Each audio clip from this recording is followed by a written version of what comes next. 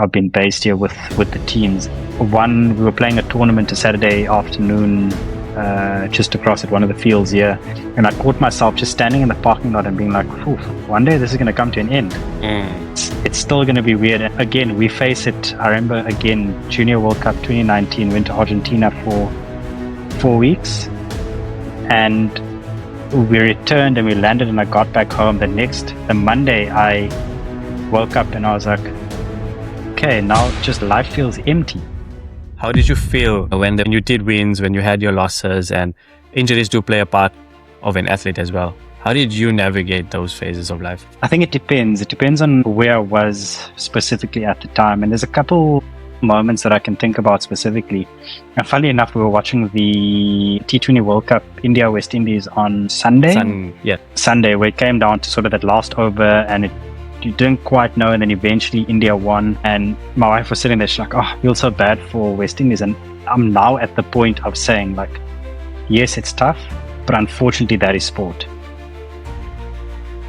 The pressures that I face. So we face the pressure from the coaches and the team directly, but we'll never be thrust out into the media or into the spotlights. You get to work, you do your job, and you just sort of need to keep going, because I think that's a part of the high performance mindset. It doesn't matter if you win or lose. I need to still come in and do the best job that I can. We were playing here in Cape Town, and that was the first big loss that I felt, because you're almost building up. We went through the group stages. Everything was, I think we won all our games, got to the quarters, and we lost that game. So we got kicked out of the tournament. I felt like, I don't know, somebody punched me in the stomach, because I was like, I can't believe we lost. But I think with maturity, if we lose, a loss is a loss. Life continues.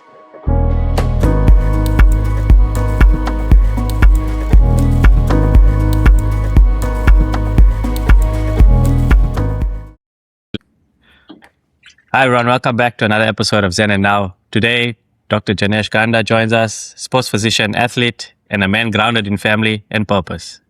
Welcome to the show. Kishen, thank you so much. I know, just firstly, it's awesome to be on your podcast. So thanks for inviting me and thinking about me.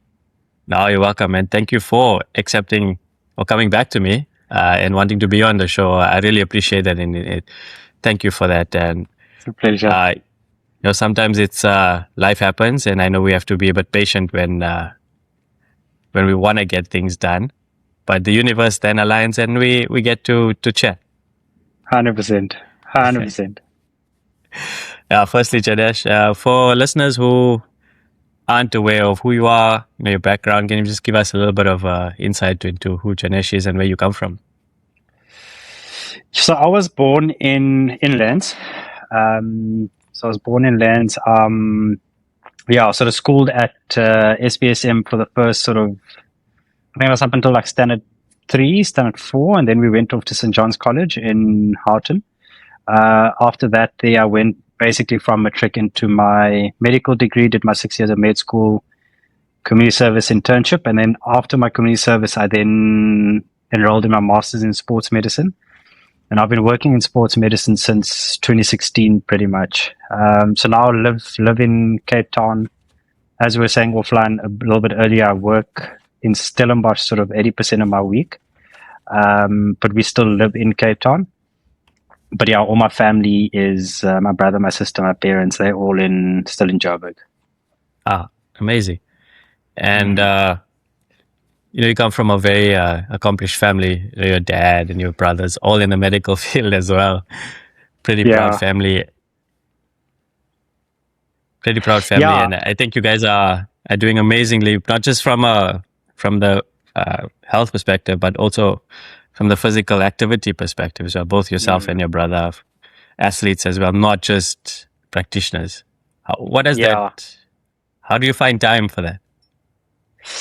So Kishen, I probably went through a phase where I was quite hardcore into my training, and that was probably from sort of second or third year med school. And that actually came about due to,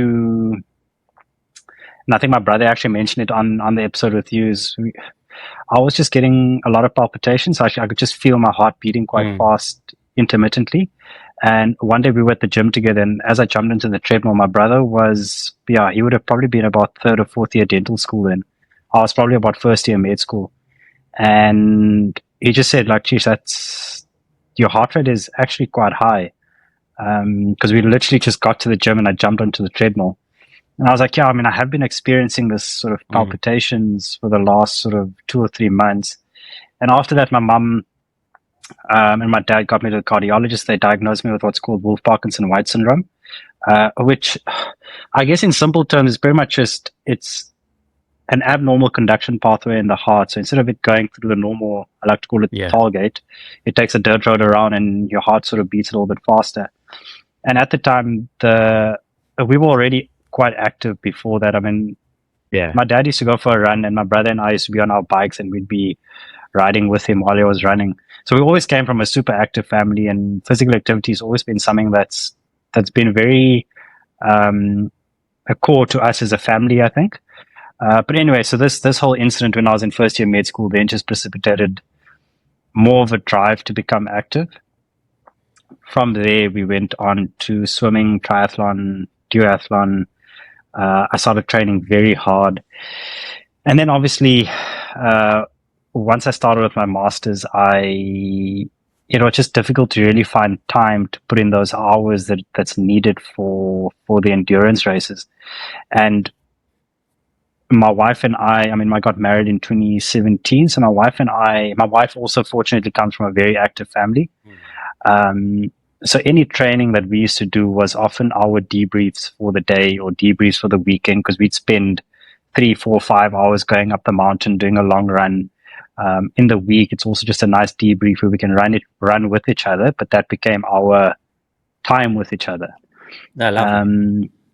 And then now it's all about, my daughter's now 18 months old, and now juggling a lot of work, obviously time with my wife, time with my daughter. So now it's pretty much just become, I need to be active. I just don't feel right if I'm not active. But now I think the longest session I would do would be like 45 minutes. But I try to do that consistently. That's still a good fare of time. It's actually a healthy time, because you have time for yourself. And I wanted to come to a point is, with everything going on right now in your life, how do you find you time?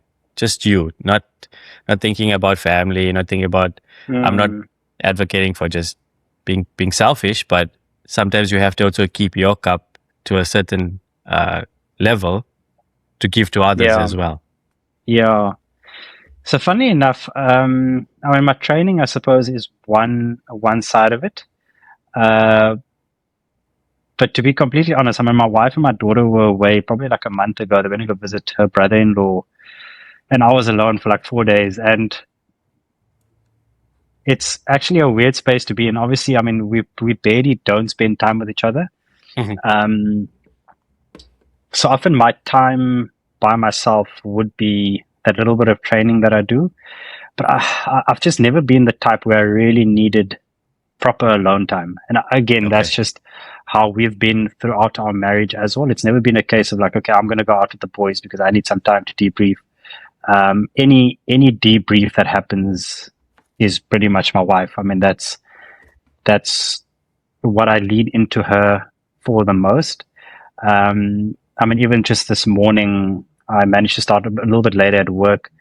So my wife and I took my daughter for a run in the stroller, and we just had such a good conversation. It was a 40-minute run, and we just chatted the whole way. And I just had so many ideas going on in my head, and it was nice to finally just chat to her about it, because I needed her opinion on a lot of these little ideas that were going on in my head. So often, my wife is somebody that I lean into a lot. And now our training has always been sort of that side of it. Alone time is just something that I've just never found the need to have complete alone time, if that makes sense. Yeah. Similar to yourself, I am too. A lot of the time, I love my isolation, because I feel better when I train alone. Because I think I grew up also with playing a lot of team sports and around a lot of personalities, a lot of energy. around me. But I was never one to say, hey, I need time away. Yeah. Similar to yourself, I don't know. Maybe it's just the environment we grew up in with community and something always happening. We kind of got used to, okay, pivoting to say, hey, when my time is my time, I don't really feel that need to actually say, hey, something's missing. It's funny enough, you say when you were separated from your wife for a few days, I too was traveling for work the last couple of days. And, my wife, she kind of felt the emptiness, but I always knew she was there. I kind of just lived in the present, missed her a lot, quite a bit, actually. Like, for the first time, you knew something is not there because we've been 100%. together for 100%. so long. They always say you never know what's missing until it's not there. Yeah. And then when that life form is not there, or that presence is not there, you kind of feel it, because we're so used to being by ourselves and just listening to our bodies. Okay, we need time for practice. We need time for a run or whatever it is. Now, when you spend so much time with somebody that you actually love and care for, that level of how would you say, kind of trying to find the right word, but that level of persona is not there, of presence. Yeah. Presence. Yeah, 100%. Yeah. And I think 100%. going back to your point when you said you guys just had a lovely chat, and the soundboard, similar to myself, my wife is my soundboard. Yeah. And that's where I think I don't take anything for granted, because I know in an instant it can be taken away. Yes, we argue. Yeah. Yes, we have our indifferences, but at some point we do come to a point where we help each other as well. I think that's what I hear from you as well. You guys are a team first, and then yourself. Yeah, and I mean, again, I was just thinking about our chat a little bit this morning, and then it just so happened that my wife and I ended up going for a run this morning, and I just chatted to her about so much throughout the run, and I just realized that in any decision that's made, and specifically if it's related to my career or her career as well. I mean, she's not working at the moment because of my daughter, but when she was working, any opportunity that crosses my desk, anything that might have an impact on the family, the first thing I always tell somebody is, listen, I need to go home and chat to my wife about it. Because also I just feel I've always had this thing that my wife's got a bit of a sixth sense.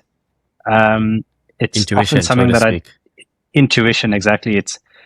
I'd often chat to her about something and I'll be super excited, and she'd just be like, okay, have you thought about X, Y, or Z?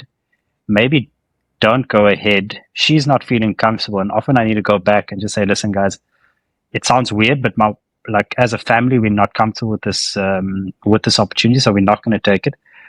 But then when we look back, we're like, poof, okay, that was completely the right decision that was made. And I think over the years, it's just gotten to the point where now it's almost second nature to just chat to her, just be like, love, what do you think about this? What do you think I should do? How do you think I should respond? So yeah, she's a massive, like you say, soundboard in my life. And again, that's possibly why the alone time becomes something that it's just something I don't think about. I've never thought that I needed alone time. Okay. And that's just because I lean into my wife so much for everything that I just, like you say, you feel that presence missing when she isn't there. Communication is a big part of any relationship. Growing up in Lenasia and Lens, like you said, we didn't really see, for me, I didn't really see a bit of healthy communication from anybody around us. And I think that's where we are right now in a community and then as a faith, where communication, healthy communication or honest communication within our relationships kind of end with it being a one-sided spectrum or one-sided affair. And what I'm hearing from you is that you guys have gotten to a point in such a way there's honest communication, whether it be the harsh truth or not, you still understanding, this is what I feel. What do you think about this? And it's such an important part of any relationship is honest communication. I struggle with that for quite a long time. Learning now to just have those, even those tough discussions has to be done. Yeah. Do you feel, I'm pivoting away, but there's something that's very important for us to discuss is for people to understand what kind of communication is important in a relationship for it to be a successful one going forward. In your mind, how do you feel? Where did that point come to say, hey, I'm just going to tell my wife what is exactly on my mind, and whatever comes from it, I will accept it? Yeah, I think a big part of it comes from our parents. I guess we were quite blessed and fortunate to have parents that did communicate a lot, and we were always very open with them about everything. So possibly just came through from there. And I think it is a two-sided thing where my wife grew up in a family that was very similar.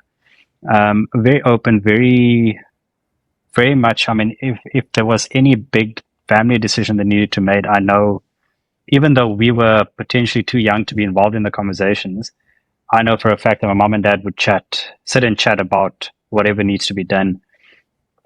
And again, my wife and I actually, funnily enough, chat about this a lot, just the impact that our families have had on our relationship and how we view our relationship. And I think it's so important because there is a lot of transfer, be it conscious or subconscious. There's a lot of transfer from what you experience growing up. And I think we always say we're very blessed and fortunate to have come out from very loving homes, very open homes, very supportive homes. And what that means is that we can then, in our relationship, we can now give that to my daughter, if that makes sense. Yeah. And it's also just, I mean, it's simple things. We argue, but we try to keep it as short as possible when we do. And now with my daughter in the house, we often try to do it when she's asleep. Like if we need to talk about something that's a bit intense, we try to make sure that she's asleep. Because again, it's for 18-month-old seeing. Oh yeah. You know what I mean? Like seeing my wife. They sponges it in the stage. 100%. 100%. So it's also having that level of awareness to say like, okay, Flip, let's just get it to bed. And then we can just chat about what we want to chat about when she's in bed. And I think there's possibly an element as I'm talking about of saying, well, you're sort of hiding the truth, but it's not really hiding the truth. It's more just, she doesn't really need to, because we're still going to sort it out. Yeah. You kind of figure out each other as you go along. You know each other's nuances 100%, before it 100%. Even happens, right? But that just comes from actually listening and understanding and spending time with that person. And they know you can't really BS, you can't really bullshit them each other. No, exactly. Exactly. So yeah, I think coming back to it, I think the relationships that you experience growing up, and this is what my wife and I think at least, is that I think it has such a massive impact in the way that we manage within our relationship as well, manage with our spouse and communicate. I think communication is, you can fall on either end of the spectrum. You could be an under communicator, you could be an over communicator. What's better? I'm not sure. I think it really just depends on the unit itself. Like I always say, a husband and a wife are just a unit. Yeah. I mean, for example, my brother-in-law he is, let's call it an under communicator, but his wife understands that, and they operate well in their unit. So I think it also comes down to, you have your way, but you also need to understand your spouse's way, but that's all part of communication as well. So you need to have that discussion, or at least you need to make it known. Yeah. But yeah, I think as you go along, you transform and you morph and 100%. You change and you learn and you grow. That's the kind of 100%. That's just the honesty about it. There's no straight line, actually. Yeah, 100%. No, 100%. And it's not a one size fits all. I think everyone needs to figure it out with their person. Because what works for me might not work for you. Exactly. Yeah, it's an interesting little pivot that we went on there. Yeah. No, it's important to discuss these things because sometimes we don't really talk about communication. We don't really talk about the nuances of relationships, and even the relationship we have with ourselves. How we communicate with ourselves is so important, because if we speak to ourselves negatively, it impacts us physically, mentally, emotionally, everything. 100%. And I heard that I keep going to that Bruce Lee interview he had quite some time back, where he says, even if you speak to yourself negatively, it impacts you. You might not know it, but subconsciously. And with athletes, that's a big part of the makeup or of how you actually go about preparing for anything. And it's the mental prep. Yeah, exactly. So that your early years between having such a intense career plus being an athlete, which one came first for you? Were you an academic at first, or were you more inclined to be an athlete first? No, definitely academic. Okay. You sat down with the books first. Yeah. Kishen, I think it also comes down to, it was something that my parents made us focus on, is the academics. And I had no issue with that. I don't think I was a particularly gifted athlete. I would have never made it to, we raced at the age group level in the world championships in triathlon, duathlon. So we got quite far in that sense, but I don't think I would have ever made it as an elite athlete. And maybe just because my brain just wasn't wired that way, especially in my schooling years. But again, being involved in sport and going from sort of the national school level all the way up to senior level, I was a year young in school. I finished matric at 17. I turned 17 the year I finished matric. And obviously now I'm getting more and more involved in the sports science and just looking at more of the research around athletes and adolescent athletes and those sort of things. And I wonder how much that actually impacted my skill and ability, because I was at least 12 months behind my peers, yet I was playing in the same age group as them, which is probably why it leveled out a little bit when I got a bit older. But I think in my schooling career, I was pretty small. I started off a little bit chunky, and then I lost some weight, and towards matric, I sort of lost a lot of it.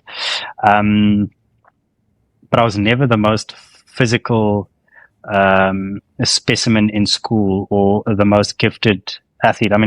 We played sport in school because it was compulsory. So I played cricket, played soccer. We played soccer when we were younger. That was something my dad used to take us to every weekend. Club soccer in Lens. Which club did you play for? Oh, okay. Swarat Spurs. Okay, Spurs. Yeah, so my brother and I both, so we were in separate teams. But we had soccer practice every Saturday, games on a Sunday. So again, sports just been sort of a part of our life. But at no point did I ever think I would want to be a professional athlete. Being now on the other side of professional sport, I'm glad for that decision. I'm glad I'm not a professional athlete. Just seeing the amount of work. They work hard. There's a lot at stake. I feel like the pressures sacrifice. I feel like the pressures that we feel, if let's call it a conventional job, they feel in microcycles. For example, getting selected for the team, getting injured, facing retirement, which is possibly 35, 36. That's when our career trajectory is almost on the up. And they need to start battling with retirement, which is massive. It's something that I see a lot of. I've had to have these discussions quite a bit as well. So I'm very glad to be sitting on this side of the table, and I've told my athletes the same thing. As I'm very glad that I can sit on the side and watch them train as opposed to do the training. But yes, I think sport's always been a big part of my life, but I always focused on the academics. Yeah. We were always taught or advised to have an academic qualification. Yeah, 100%. Should your athletic career not take off as you wished to be? Because I did want to pursue to become something of a professional athlete, but it didn't play out. And I made sure that I got my qualification in IT because it's my passion. I love tech. I love computers. So I made sure I got that. And now I work in the industry. I work in the space that I actually qualified for, which I had that conversation with my wife the other day, and we said, I think 60% of people don't actually work in the qualification that they did. And I was just thinking about this quite a lot lately. There's nothing to be ungrateful for in life, because we get to do what we love with everything else around us. And 100%. what more can we ask for, right? 100%. No, and I think you hit the nail on the head there. Is to be able to work in a space that you're passionate about it's a very special place to be in. And again, we've spoken about this at home a lot, specifically in my case, where medicine is one of those where you do have the traditional sort of specialities, which can be quite difficult. And for me to have gone into such a different space, and like you say, to be able to then build a career off that where you can provide for your family from there, I think it's a very special place to be, just to be able to come to work and be in a very positive environment. For you mentally to be very positive as well because of the space you work in. Obviously, there are days where you take a bit of a dip. Yeah, no, for sure. I think that's natural. Like life. Yeah, exactly. I think it's like an overarching things are positive. I think it is a very special place to be, and it is something that I try my best to not forget. Because you can, again, when you're in the thick of it, you can just be like, oh, flip, it's work, it's so busy. I've just had a busy 6 weeks kind of thing. But oftentimes I would then check myself, specifically if we're standing at the field, and I'd be watching the guys training, and we train on the fields in Stellenbosch. So we've got a view of the Stellenbosch Mountains, and it's green, and we've got a dairy farm just behind us as well. And often we just, as the manager, will stand there and we're like, wow. Yeah. Like, can you believe it's 10 o'clock in the morning on a Monday and we're standing out here in the sun complaining that it's too hot? And you just sort of like catch yourself. You're like, wow, at least I'm standing outside. But that's mindfulness practice, right? That's a mindfulness practice. A lot of the time we figure out what is mindfulness, but it could actually just be like where you said, you were standing, you took a minute to scan your environment, and you're like, hey, this is kind of awesome. How did you feel, when you did wins, when you had your losses, and injuries do play a part of an athlete as well. How did you navigate those phases of life? I think it depends. It depends on where I was specifically at the time. And there's a couple moments that I can think about specifically. And funnily enough, we were watching the T20 World Cup, India, West Indies on Sunday. Sunday, where it came down to sort of that last over, and you didn't quite know, and then eventually India won. And my wife was sitting there, she's like, oh, I feel so bad for West Indies. And I'm now at the point of saying, like, yes, it's tough, but unfortunately that is sport. So when we face a loss, it is difficult. I always say, again, fortunately, so the medical team within professional sports, we form what's called the back room. So we always say, like, when you watch a movie and the cast is rolling, we like right at the end, after you've switched the TV off, we're still there. So that's where we sort of fit into the broader ecosystem of the pressures that are faced. So we face the pressure from the coaches and the team directly, but we'll never be thrust out into the media or into the spotlights as to Team X lost because of poor medical decisions. It always comes down to the coach. So I think the way I would basically feel it now is that it is difficult. I mean, within the seven specifically, we did go through a bit of a dip. It was difficult, but every morning you get to work, you do your job, and you just sort of need to keep going, because I think that's a part of the high performance mindset. It doesn't matter if you win or lose. I need to still come in and do the best job that I can. I don't treat a winning team different to a losing team, if that makes sense. Whereas if I think back to 2018, I was with Western Province Rugby, and we were playing so back then it was called the Super Sport Challenge, and we were playing against the Cheetahs. It was quarterfinals, and we were playing here in Cape Town. And that was the first big loss that I felt, because you're almost building up. We went through the group stages. Everything was, I think we won all our games, got to the quarters, playing against the Cheetahs, and we lost that game. So we got kicked out of the tournament. But we should have won. I mean, on paper, we had the stronger team. And I still vividly remember that moment where my wife was watching the game at home, and she messaged me and she's like, "Oh, I'm so sorry." I was like, I didn't know what to do. I felt like, I don't know, somebody punched me in the stomach, because I was like, I can't believe we lost. But I think with maturity, if we lose, a loss is a loss. Life continues. Unfortunately, I know in some cases people think it doesn't, but life continues. I still need to be at work on a Monday. So my journey has definitely taught me some lessons around that there. So like I say, that's why it probably depends on where we're at. Mm-hmm. A loss is tough.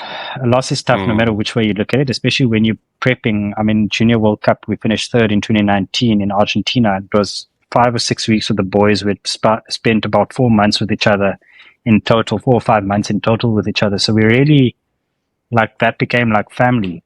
And we lost in the semifinals, I think it was to France. And I remember getting back to the hotel, it was difficult. Mm-hmm.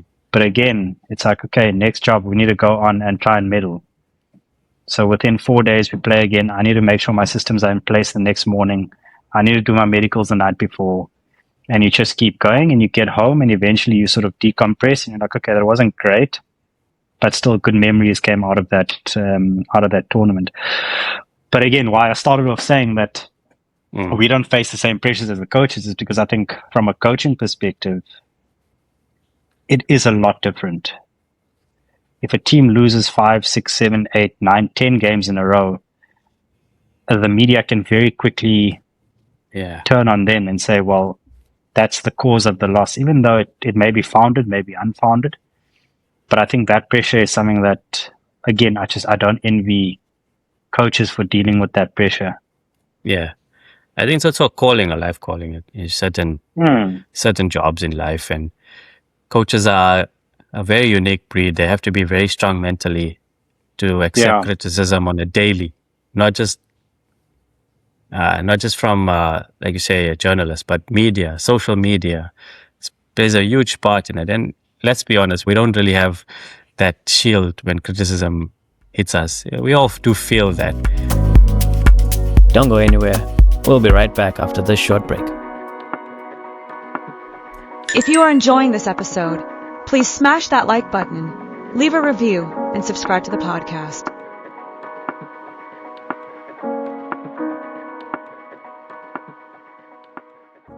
As a backroom staff, how do you guys process your time, to say after a game? Do you have your practice where you guys sit down and say, okay, what went wrong? What can we improve on? And, what went right as well? Sure. Again, I'll need to now think of this so obviously working in seven is a little bit different because the guys play 4 to 5 matches over the weekend. So between Saturday and Sunday. So it's very quick turnaround. Even if we lose, call it game 2, day 1, everyone needs to just get back up and get ready for game 3 because it's a must win.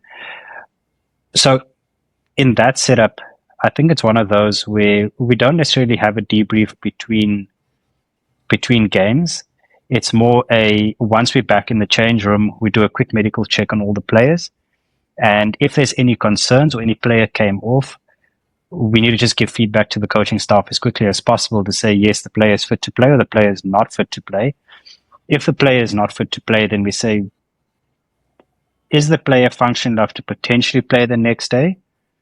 If yes, we try to manage him as best as possible. If he's completely non-functional, something like he injured his ankle that badly, or he's done a shoulder injury or torn a muscle, then we know he's definitely not playing. Then we'll just let him sit to the side. We'll manage him on the Monday once the tournament is over. While I'm talking in 15s, it's very, very similar. The process always remains the same, is that post-game, we do a medical checkup. The day following, so match day, or it would be day 0 post-game, we would then do our medical check. We will see who's fit to train, who's not fit to train, who needs to be worked up further, who needs to be referred to a specialist. So we don't necessarily have a debrief. It's more just a quick check, look at the availability of the squad. If somebody is unavailable and we're touring, see what can be done. Can the player return in the time before we head back home?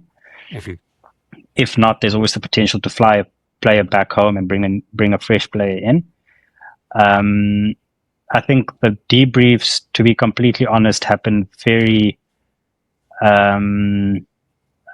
what's the word? Not unstructured, very spontaneously. Okay. But that's also pressure in itself, right? Because it's such a quick turnaround time, and you guys are also, like you said, you don't feel the pressure as much as the athletes, but there is pressure because without you guys, let's just say the most important one of the athletes is contributing towards the team, and if he is out of it, then how do you replace? Because so there is a turning of, I'd say, the wheel when it all starts from them to you guys, going back, coach's advice, or sharing that news with the player. Emotionally, it takes a toll when a player says you tell a player, hey, they can't play, because that's like the worst thing they want to hear at the end of the day, because they're there to actually excel themselves, and just not for themselves but the badge as well. And I think they feel if they're not there, they're letting themselves and the country down in a way, because they always want to be available. They work so hard for it, and to give somebody that news is devastating. Was it easy to give that decision, or did you struggle with it at first? No, it was difficult. I think, again, now looking back at when I just sort of got involved in professional sport, you do sort of realize that the decision to pull a player from a tournament, from an important tournament, there's a lot at stake from a performance perspective for the team, but then also for the player themselves. There's financial incentives, potentially family support that they were betting on playing in the game, or it's a debut tournament, or it's a debut game, debut test match. So there's a lot of factors that one needs to consider, and that's often where we actually need to just take a step back. And at the end of the day, as the medical staff, we can't be clouded by the sporting ecosystem and the emotion. So we're not a fan. We are there to make the clinical decision on, is it safe for this player to continue playing? If not, unfortunately, that's a decision we need to make. And again, as the years have gone on, I've just probably gotten more comfortable with having that conversation of saying, yes, it's not ideal, but it's not safe for you to play. There is the chance that if you're feeling at 50%, you're not going to give your all on the field, which then jeopardizes the rest of the team. But that's also where trust becomes probably one of the cornerstones of working in a team. So trust between doctor, or call it backroom medical staff, because that'll include your dietitians, your physios, your doctors. Trust between them and the coaching staff. Trust between backroom staff and the players. So the players need to always understand that we've always got their best interest at heart. We may not have the best interest of the team at heart at all times, but ethically we're bound by what is the best practice for this individual. Exactly. So you take an oath. You take an oath to give the most honest feedback as possible. Yeah. So ethics in sports medicine is one of those blurry lines which I think we dance around quite often. But the best piece of advice I've gotten is just to take a step back, ask yourself, is it safe for this player to continue playing? And if your immediate answer is no, unfortunately, that's the answer. Yeah. But when we start justifying why it's safe, one needs to question, am I making the right decision? Yeah. What are your thoughts on the concussion protocols now in sport? Is it too late that we've introduced that, or something that should have been done back in a day already? The reason I ask this is because you know, we've seen, especially in NFL, high impact sports where the cranium is exposed, and a lot of CTE. You know, when CTE was introduced to the world, and that stems into a lot of the mental health disorders that come down line after you've stopped.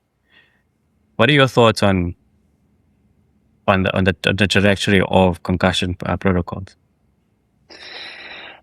So the reason I'm laughing is concussion is something that I think for any sports physician, that is something that we hang our hat on in terms of concussion care and a safety around concussions. And the other reason is I'm actually doing my PhD in concussion. Okay. So it's something that I look at a lot outside of just being a clinician. That's something that I'm looking at from a research perspective.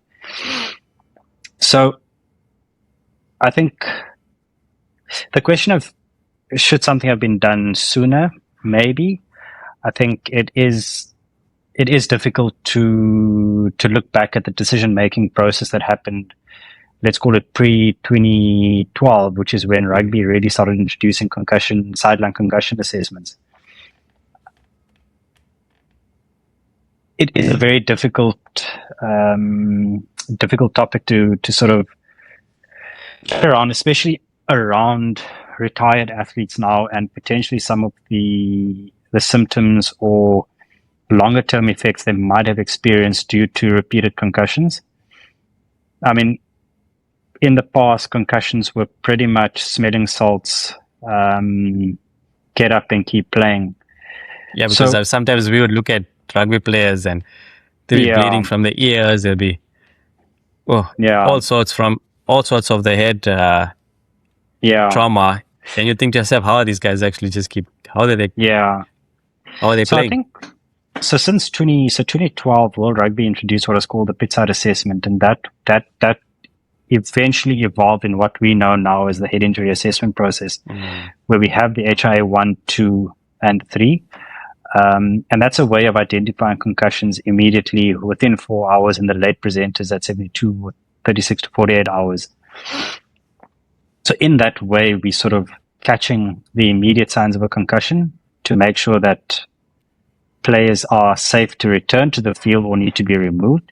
And it's a serial assessment just to make sure that when players are assessed, we've got a baseline, plus we've got 3 post-injury assessments. Currently, there is a massive push from World Rugby and the Concussion in Sport group, which is a group that meets every 4 years, and they've been putting out consensus statements since, if I'm not mistaken, 2006 or 2008, which we use as our sort of benchmark when we talk about concussion and care and concussion or concussed athletes. Yeah. So there has been a massive push, and I think a part of that is because there has been recognition that we need to make sure that these athletes are managed appropriately. And we know in the media there has been lawsuits around retired athletes who are now going to unions and saying that some of their, why were they not managed appropriately at the time? But that's where now World Rugby, SA Rugby, FIFA, I think all the major federations are now coming in with quite stringent protocols around concussion. So, for example, with us in rugby, I think we've got a lot that we need to do from a concussion standpoint when we assess a player or even managing a player with a concussion. There's a lot of tools that we have at our disposal. Okay. And that's where the instrument and mouth guards are now a big thing as well, is because we're trying to mitigate as much or we're trying to recognize our concussions as much as possible. And then there's the tackle changes to the tackle law, which are slowly coming in as well, because we're trying to prevent dangerous tackles where players then get penalized for dangerous tackles. So there has been a massive shift to player safety and player welfare. What was done in the past, I mean, fortunately, since I've been in sports medicine, concussion protocols have been quite stringent. And I think it's just for the safety of the players on the field. Yeah. Grassroots level, is it introduced there as well? Or is it being talked about at grassroots level as well? Yeah, between up until professional. Yeah, so the head injury assessment process is in place for senior provincial players upwards, because you need specific video footage, you need specific doctors on the side of the field. So there's specific requirements for it to be a head injury assessment protocol game, or a game where we can use the HIA process. In community and school games, the referees are actually now being empowered to be able to recognize the signs of a concussion, it's split up into criteria 1, criteria 2, and the referees now have what's called a blue card. So if they see a player that goes down and they're worried, they can show a blue card.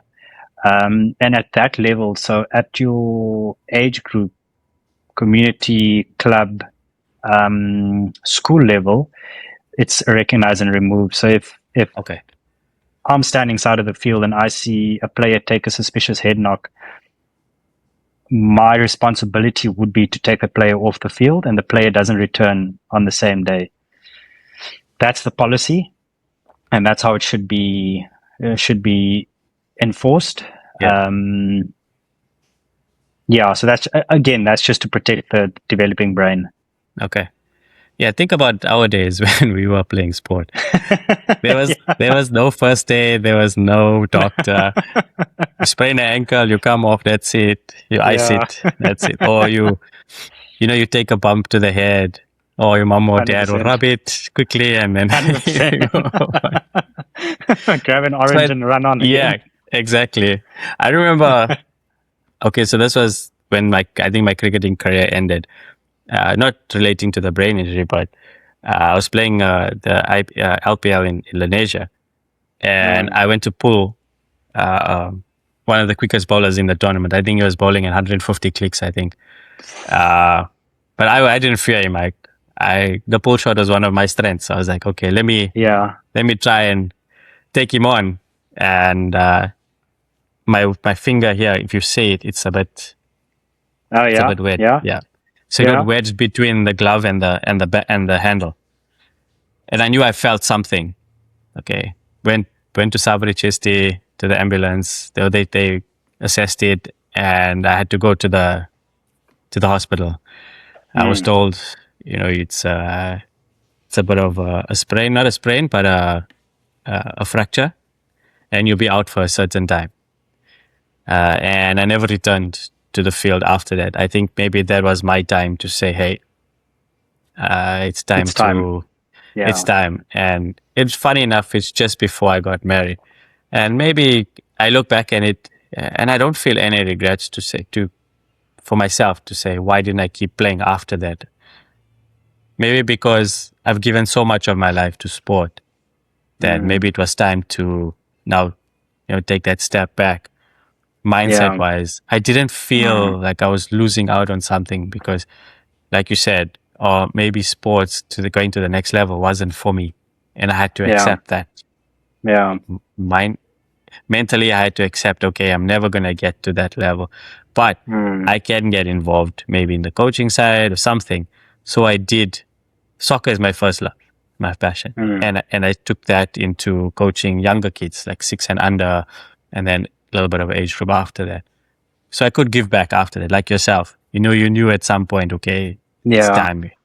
We have to pivot away from that. And I think mentally, a lot of athletes struggle with the afters of not having that day-to-day routine, the training program, the nutritional regime. And I think of Michael Phelps as the swimmer, where for all his life, he was swimming, nutrition, whatever it was, every single day. And then he also he hit a major setback in his life where he had to be institutionalized for depression because he didn't know what to do with himself. And I think that's where we both stem from. Do something outside of your physical activity so that you you have something to fall back on. Yeah.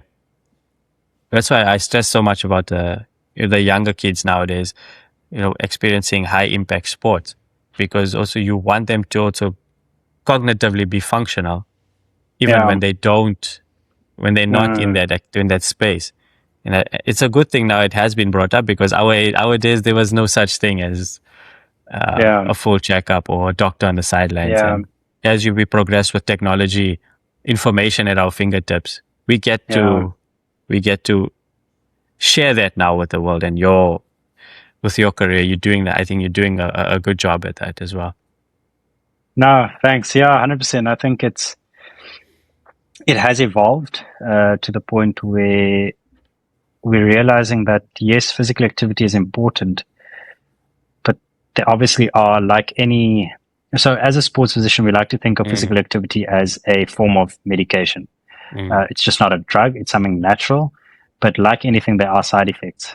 Injury is a side effect of, a concussion is potentially a side effect of going into a tackle or playing a collision sport. And I think it's then just trying to put that safety net around the athletes. And what you brought up about sort of retirement, it's probably one of the toughest thing I think a player needs to manage, is getting to that point where they start thinking about retirement. Yes, some of them might be ready, but even if they are ready, to step away, and I've spoken to my wife about this so much, just when you look at players that retire and from the system and players that I've worked with, even though they say, yes, I've got a plan, the environment that they've been in, even if, let's say, they retire at the age of 35, they've been playing the sport potentially since they've been 5 or 6.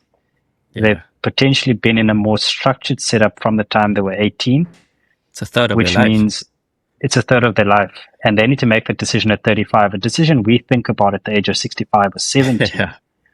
They need to make it 35, and they need to now make the decision, and they've still got another 40 years of life to go. So they need to make a plan.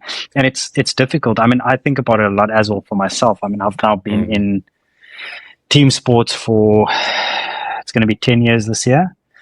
And already I sometimes walk through. So the place that we at is called the Stellenbosch Academy of Sport. And I've been here for about 8 years with SA Rugby. I've been based here with the teams. And we were playing a tournament a Saturday afternoon, just across at one of the fields here. And I caught myself just standing in the parking lot and being like, one day this is going to come to an end.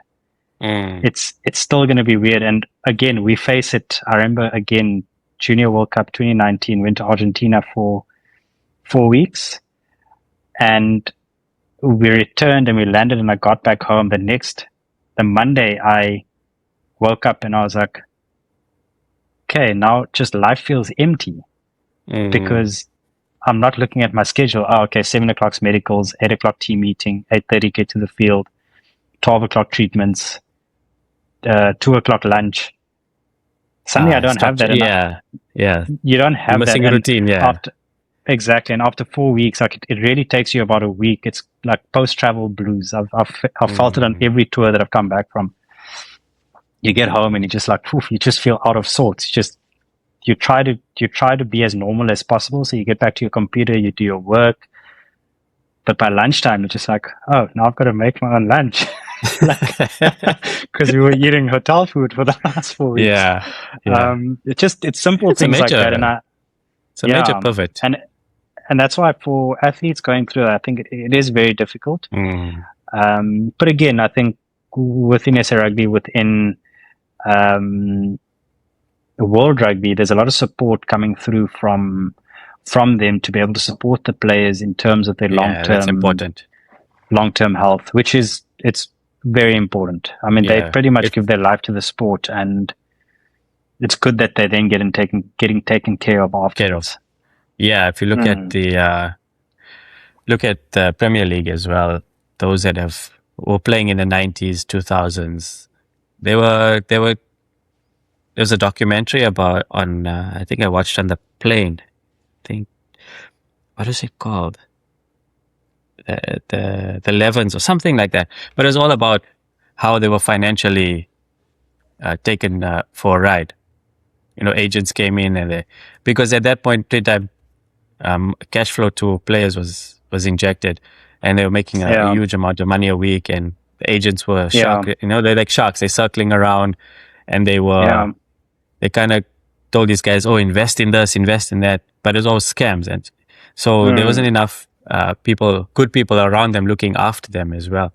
And do you feel like in SA Rugby, do they have confidence that they'd come in and actually give these guys honest conversations? They sit down and say, "Hey, this is not good for you. That's not good for you. Okay, let's go down this way." Do you see more of that coming into play now? Of No, honest definitely. people looking after their players? I think because it's an internal push, there's an internal drive, especially at the junior levels, because that's where the change needs to be made, is at the junior level sort of. And within our system, they come in at that sort of under 20 level where they've just left school.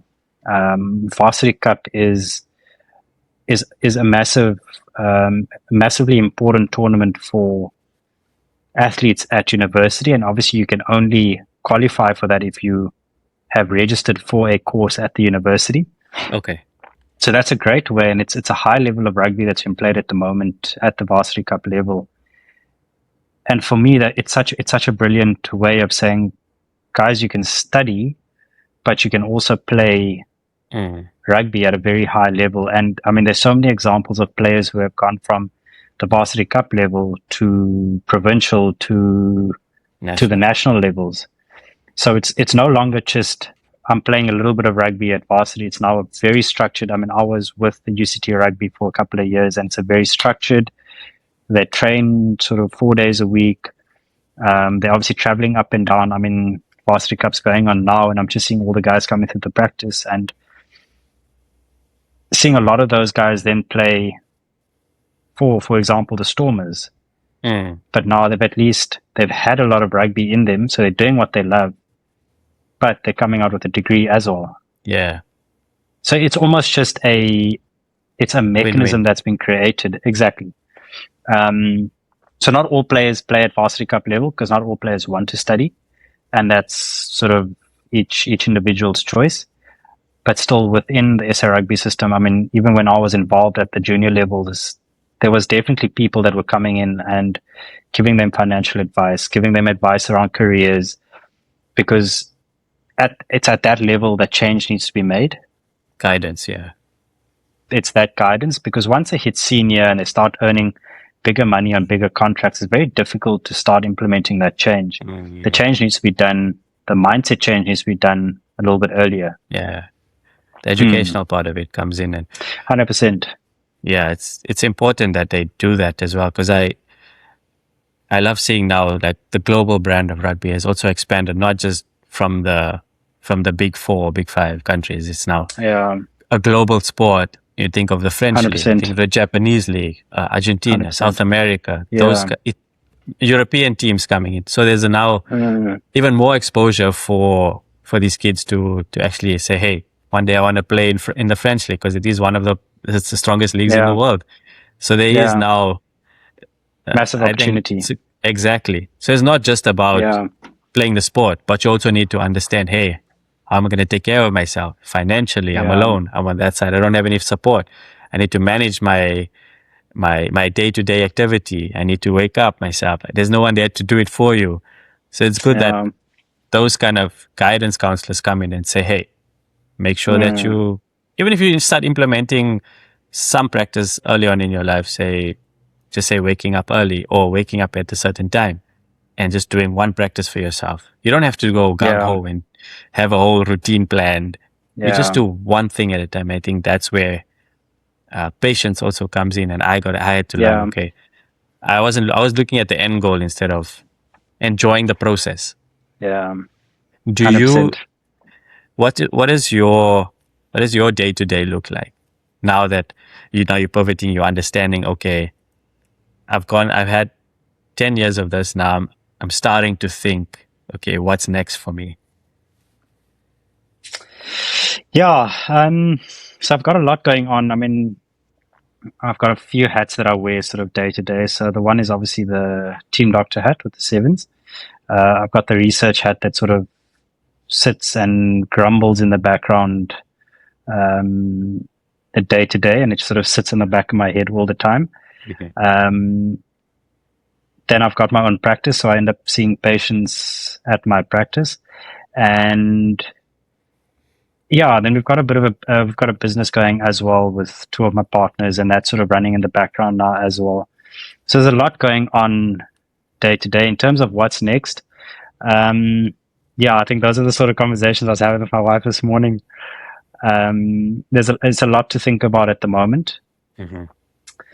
I probably don't have an answer for you on that one now. Okay, good. It's one of those where I'll really see how the next sort of 2-3 years sort of pan out. Okay. And because it's planning is always difficult. I think it's always important to have a plan, because I don't believe in just sort of going with it and see where the tide takes you. I think it's important to have a plan, to aim at something. But I try to not be too rigid in what I then try to aim towards.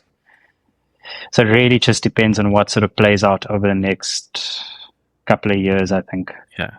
Okay. And being a family man as well, I'm sure there's a lot of time when you we've chatted before the podcast, and you made a very important point about family time, and that's something that's really important to you. Now that you've got an 18-month-old daughter, it's not just you and your wife anymore. It's it's another. You have another responsibility, and that takes most of your time. Is that something now that also is part of your next step, is to spend more time with family, make sure that she has both parents that she can lean on? Yeah, 100%. I think my priority is always going to be my family, and it's I think, I mean, the simple answer is yes. I'm just sort of thinking about it, and work's a funny thing. And I've spoken again. I've been saying this a lot, but me and my wife just have these conversations a lot. No, it's good. And it's good. It's important. Yeah, and it's something that we always chat about. Work is one of those where one day when I step away from this position, it's going to be filled very quickly. Chances are people will remember me for 6 months, maybe a year. But then I'm going to move on, they're going to move on, we're all going to move on, and life carries on. But the one person that's not going to forget anything is my family. And it's always something I need to catch myself when making a decision, is that, yes, there might be a brilliant position up for grabs, but is it going to be at the sacrifice of my family? Because as soon as it starts sacrificing my family, I very easily say no. Okay. I think it's one of those where I think about, but then don't think about too hard, because that's just, for me, it's just a non-negotiable sacrifice. I think there's a certain amount of sacrifice that you're able to do. And again, this is one of the things that I sort of, when I'm making my decision, it's something that's very important. I always tell my wife, I'm like, there might be a position out there somewhere where I may need to think a bit longer and harder about it. But again, just having that knowledge of saying, but once I go there, yes, it might be good for my family, call it financially. But what is it doing for my family at a non-financial level? If I'm not seeing them, if I'm tired, if I'm constantly stressed, and I'm not actually spending time with them. And again, coming back, just looping back to our original sort of conversation that we were having, I think that also comes down from, so obviously my dad's a dentist, and My mom's always been at home with us, and that's been a core part of how we grew up. And my dad was always available for us. Yes, he worked 6 days of the week, but we always knew when it was whatever 5:30 at some days 6 o'clock, Dad would be home. We'd all be sitting around the supper table eating supper together. And I think we slowly, as I left and as I moved to Cape Town, you don't realize that that's more rare than you think, where families sit down at a table to eat together. Oh yeah, I was just gonna say, and it's not something because when we moved to Canada as well, and we lived with a family for a little bit of time, and we would come home, we would sit with the parents on the table, have supper, and their kids didn't, right? Yeah. And I think the parents kind of were surprised by that practice. But for us, that's normal. Even when we come home now, as a couple, we sit down at a table and eat, because it was instilled in us very young. Like you said, my dad also worked, and my mom was at home. But at the end of the day, we all come home and we have that meal, and we just sit together and eat. There was no one, I'm going to watch TV and eat. I'm going to go to my room 100%. and eat. No, there's 100%. Nothing of that. It was family time. Even though nobody said anything, everybody was still 100%. At that table. And that kind of, like you 100%. Said, it's getting less and less.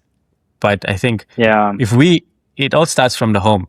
If you don't practice that, your daughter's not going to take that into her life. So all the values and the core values and practices that our parents instilled in us, we take that now going forward, and it all starts in the home. Yeah. And like you said, I think your brother as well is very adamant on having family time, and I think that comes from your parents, and they've instilled that 100%. Into you, and so on. And that's how the generations 100%. Keep the practice alive, right? Yeah. And my sister's the same, and that's why I say that I think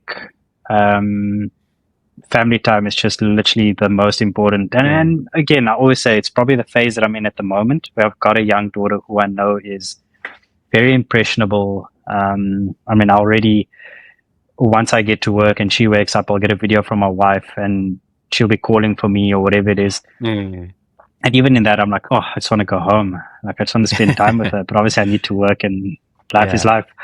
Do you take but her I never want to sometimes? be in a position where she's come to my practice once or twice. She's been with me at the side of the field. We played some games against Germany, and all the families were there, and she was there running around. At that point, she just started walking, and she picked the ball up, and she's going. And that's amazing. So I think it's also important to be intentional about what you're willing to sacrifice and what you are not willing to sacrifice. Because I think when you're in the heat of a big decision, I think those lines again get very blurred. If you're quite intentional about saying, but I've always said I'm never going to sacrifice this. And unfortunately, if it's the position of a lifetime, but you're sacrificing your family, my thought is always, is it then really a position of a lifetime if you're sacrificing your family? And for me, unfortunately, that answer is no. But again, each individual is different. I got into sports medicine specifically to spend more time with my family. Medicine can take you through a number of pathways that you can be at the hospital a lot. You can be extremely busy in your private practice. My workday at the moment is very much structured where I can work from home to an extent, and not obviously seeing patients, but other work that I'm busy with. And again, I tell my wife, I think that was a part of design that didn't happen by chance. It's because I took the opportunities that allowed me to do that. And I would hope that in the future, I would still be able to say yes, because let's be honest, the pawpaw hits the fan like the pawpaws hit the fan. You need to make big decisions. And I think since birth you have those moments and you just don't realize it. And coming back to it, I think it's probably the most important factor when I'm thinking about anything. It's just how is my family going to be affected by this, and not financially, but how is my presence or non-presence going to affect my family? Mm-hmm. No, you make very important point there, and what I hear from you is that when you have a decision in mind and it's something that you feel really strongly about, that's it. You won't regret not saying no to something because you understand, okay, is this going to be beneficial to me? And I think that's a very healthy mindset to have, because sometimes you can get played to thinking, oh, did I make the right decision? Didn't I make the right decision? What my life could have been like. But at the end of the day, we choose, and that's the choice we make. And we have to also live by those choices in anything that we do. And in hindsight, I'm a big advocate now for the universe. When the universe provides, you'll know it. It might not be in that present moment that you ask for it, but if you manifest it and if it's something that you really want, it will happen at the time. We just have to be patient with it. And that's something that I have learned to sometimes really accept now, is when okay, I get angry, or I feel angry when I don't get what I want in the moment. But then I think about it, okay, maybe it wasn't the right time.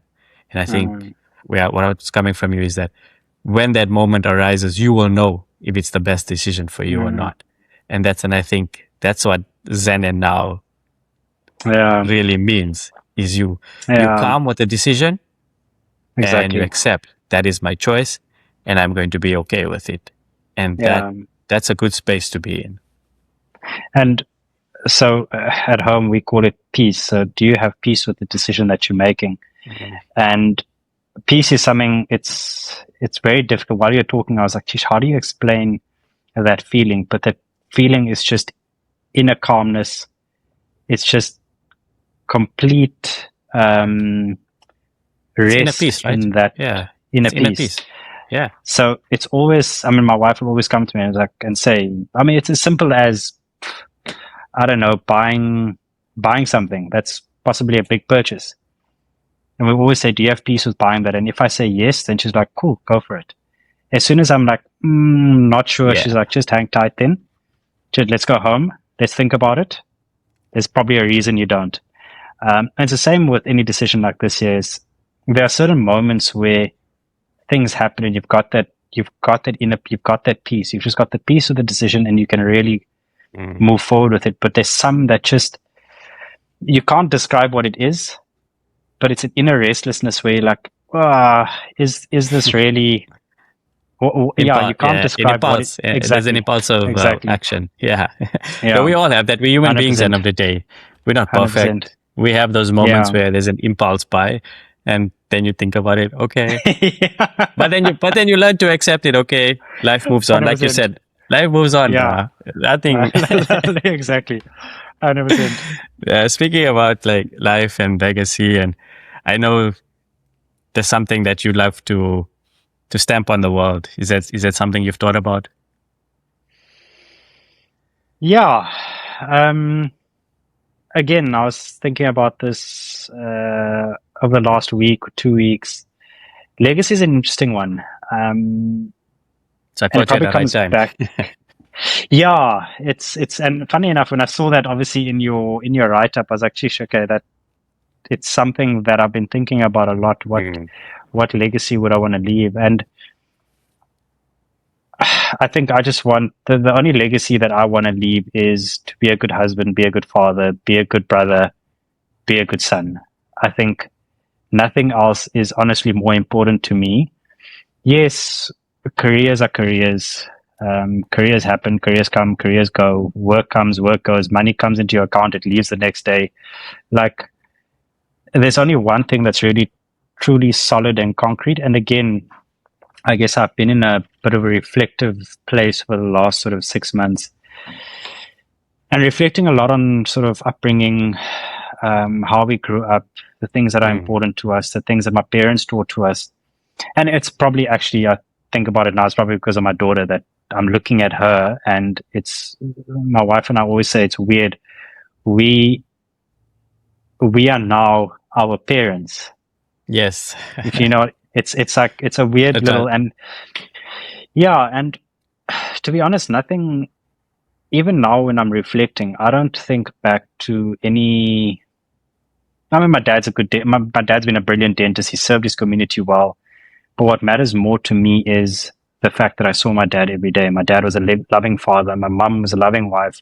I would come home or a loving mother. We would come home from school and there'll be lunch and it'd be I mean, you know how it is. It's just a nice, solid lunch that you can eat, and we go into our rooms, study, whatever we needed, you could ask for. Those are the moments that now reflecting back, I realize that's what I think about. It's the relationship I have with my brother, the relationship I have with my sister, the relationship with my parents. So, funny and that's why I say before you carry on. Sorry, I just want to interrupt you there, because when you said that, I've been thinking about that too as well. It's in those moments when you realized, we had comfort. Our parents, even though yes, there weren't times when it was great, but like you said, a simple thing like as we came home, lunch was there. You're grateful for that. We didn't have to be concerned about where did our meal come from. Where my wife, it's the opposite of that. So I think I understand where that comes from now, and something emotionally hits you when you realize, okay, I had that comfort, and some people don't have that, and I'm so grateful that even though there's some things I fight with my parents about, there are moments in life where they did take care of us in that way, where we could study and not be concerned about where our meal is 100%. Coming from. Because 100%. Without that energy, you can't do what you need to do, right? And sorry, that just took me back to that moment as well. Like something as simple as I was listening to a podcast about a book called Inheritocracy, where they talk about families that obviously inherit money through generational wealth. And I went home and I was speaking to my wife about it. And I just told her about what this whole concept was. And I told her, I was like, you do realize that we fall into that compartment. She's like, but we haven't inherited family wealth. I'm like, yes, but when did you have to ever worry about your school fees being paid?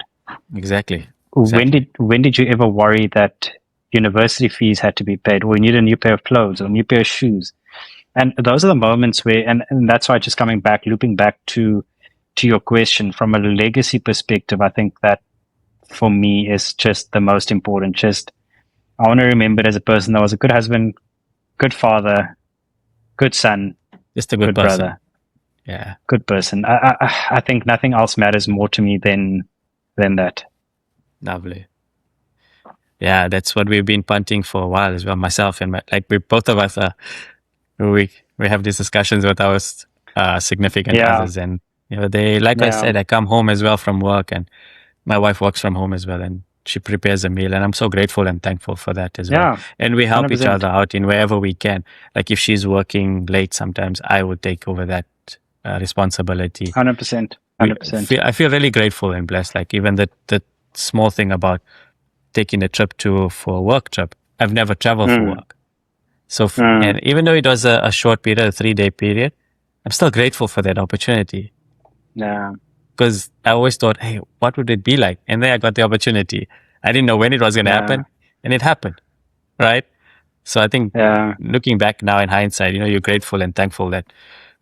Yeah, I mean, that's life, is that we can't shy away from what life is. We need to plan. We need to be thinking about our future. And unfortunately, that's just where we are in society at the moment.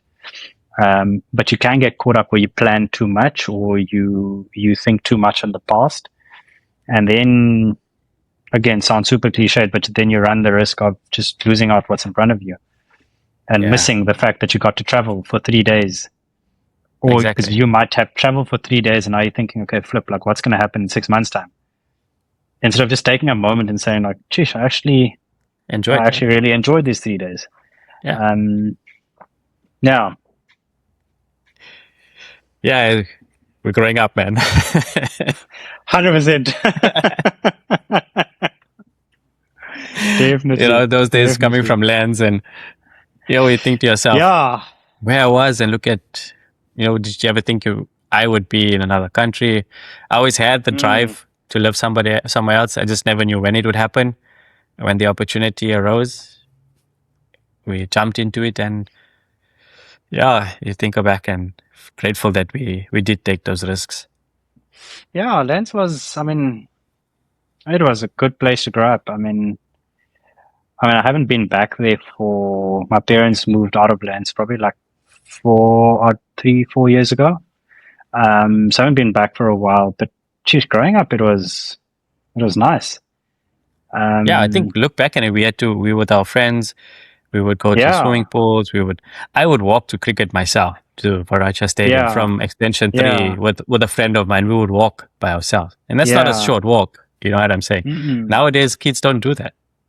So we're grateful. We would literally be playing outside, and we used to live in Extension 1. And then ended up moving to Extension 7. So when we were in Extension 1, we knew all our neighbors. We'd have cricket games against them. Walk to the little cafe. Yeah, exactly. And it was really good growing up because, like you say, now we're moving more into cities where space is becoming less and less. Cape Town's one of those places, and same with you in Toronto, is that so space is becoming less and less, and you end up living the apartment life. And you look back and you're like, geez, remember when we had like this massive garden and we could just play outside, and we weren't living on top of each other. And it was, looking back, it was really good times growing up. Yeah. Some things worked, some things didn't work, and you look back in hindsight and you take it for what it was, right? And we learn from that. 100%. Overall, I enjoyed it. Awesome. As we wind down the podcast, one word that you would describe the current environment you're in, which is rugby. Positive. Lovely. Toughest injury. Yeah. Toughest injury you had to manage. Or most challenging to you. Concussion. Okay. Concussion. So would you say you have an athlete mindset or an everyday mindset? Oh, a mixture of both. No. I'll give you that one. Yeah, maybe a bit of both. I'll let me go a bit of both. Okay, cool. And the best advice you've ever received? I think it always centers around family. It's just conversations about family and the impact that we as fathers, as mothers, have on our children's life. The impact that then, almost that ripple effect or that butterfly effect that it then has on the world out there. I think we sometimes underestimate that. Maybe that would be the advice, is that what we're doing now is we're stewarding a new generation into the world, and our responsibility is to steward that child correctly, to bring them up with the right values, to bring them up to be good human beings. Because it's not just for us that sounds very superficial, but if you're sitting at a restaurant and your child's not screaming, that's the very superficial layer of that. But as they grow up, I think it's very important that we realize that our parents did that for us. I think as we were chatting, we realized that our parents stewarded us well, and they gave us opportunities that they didn't have, and they saw a vision for our lives, and we'd like to hope that we're living the lives that they had that vision for us. And in the same way, this is now our role, is now to do the same for this next generation of our kids, is to steward them correctly onto that path. And I think that's something that, again, my wife and I remind ourselves a lot of daily, because there's a lot of negative space in the world. Noise. The noise. There's a lot of noise is loud. Yeah. And I think, we didn't really touch on this, but I mean, I left social media about 4 years ago. That's why, unfortunately, you're not going to get a massive following on this one because I don't have a massive for me, social media. No, for me, it's about, like my wife and I always chat about this. It's about the intention of the discussion. A lot of people, I just actually attended a pod camp in Toronto. Yeah. So a lot of people, it's the first one I've been to. And I said, let me go and improve, or that's how you improve. You speak to other people in the same space, resources, you listen to professionals. I think to myself, I've come a long way. I wouldn't have done that for myself, but the athlete mindset is preparation. You go and you do your training. So that was like my training. And for me, it's about the intention of the discussion and authenticity about it. It's not about chasing the likes or the comments, like you said, the following. No, it's about what can we bring to the world that's positive, or share our experiences so 100%. Somebody else doesn't feel like they're going through what we're going through alone. So that's 100%. The intention behind why I started the podcast, is because when I was going through a difficult phase of my life, I didn't have somebody I could intentionally resonate with. And I want to be now that I want to try and build a community where we try and get like people like yourself who's trying to just do good in the world and share your experience, that somebody can latch onto that and say, hey, I know Janesh. Yeah. And, I'm going through exactly the same thing he is right now. And then we start a chain reaction that, we start that positive 100%. Conversation. And that's what it's about. Whether this reaches 5 people or 1 person that resonates with, cool. I'm happy with that. Yeah, no, 100%. I think, there's just a lot of negative, and again, it's so difficult. You want to bury your head in the sand. World affairs, current affairs, what's just going on now in the Middle East again.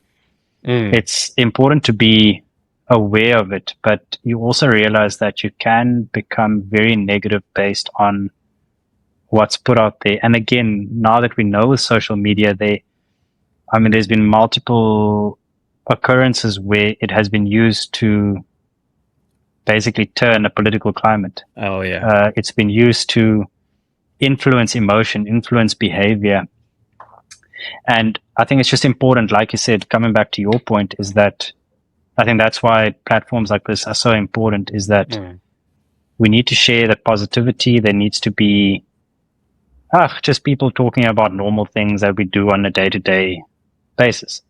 I think everyone's philosophy, and everyone's philosophy around life is different. Everyone's challenges are different. And the way everyone manages with those challenges are different.